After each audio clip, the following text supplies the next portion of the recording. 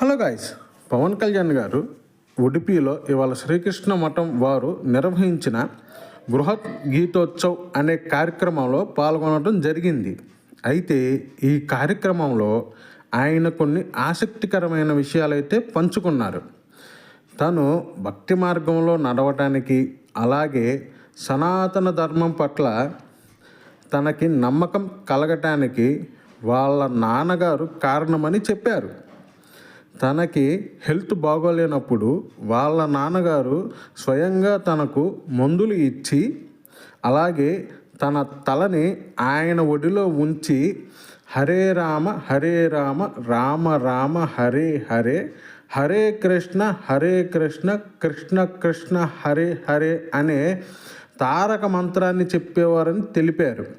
ఈ సందర్భంగా ఆయన మాట్లాడుతూ తను భక్తి మార్గంలో తను కానీ తన కుటుంబం కానీ నడవటానికి గల కారణం మా నాన్నగారే అని ఆయన సభలో తెలిపారు. అలాగే తన పిల్లలైనటువంటి అకీరా మరియు ఆజ్యా కూడా తను ఇలాగే వాళ్ళకి హెల్త్ బాగోలేనప్పుడు తారక మంత్రాన్ని జపం చేస్తానని ఆయన తెలిపారు.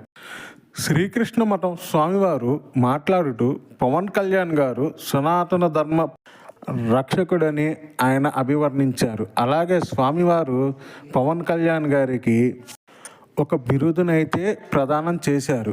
అది ఏమిటంటే, పవన్ కళ్యాణ్ గారు కాపు కమ్యూనిటీకి చెందిన వ్యక్తిని, ఆయన శ్రీకృష్ణదేవరాయ యొక్క కులం నుంచి వచ్చిన వారని ఆయన తెలిపారు. అందుకు గాను ఆయనకి అభినవ కృష్ణదేవరాయ అని ఆయనకు బిరుదునైతే ప్రదానం చేశారు స్వామివారు. పవన్ కళ్యాణ్ గారికి శ్రీకృష్ణుని యొక్క ఆశీస్సులు ఎప్పుడూ ఉంటాయని ఆయన తెలిపారు.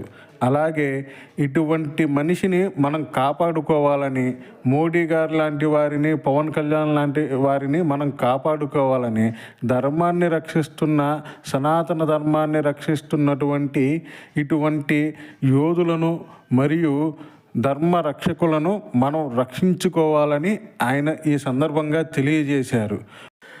అక్కడ పవన్ కళ్యాణ్ గారు చేసినటువంటి 2 సంఘటనల గురించి ప్రజలైతే మాట్లాడుకుంటున్నారు. ఆయన కన్నడలో తన ప్రసంగాన్ని అయితే మొదలుపెట్టారు.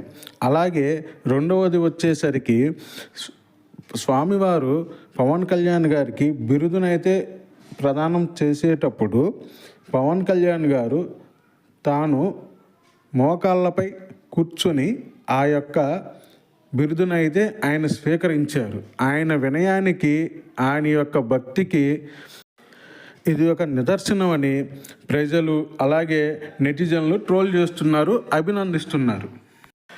ఈ కార్యక్రమంలో ఆయనతో పాటు తన ఫ్రెండు మరియు టీటీడీ బోర్డు మెంబర్ అయినటువంటి ఆనంద సాయి గారు పాల్గొన్నారు. వారు టీటీడీ నుంచి తెచ్చిన లడ్డూ ప్రసాదాన్ని అయితే ఇక్కడ ఉన్నటువంటి స్వాములకైతే అందజేశారు. ఓకే ఫ్రెండ్స్, చూశారు కదా, ఛానల్ని సబ్స్క్రైబ్ చేయండి.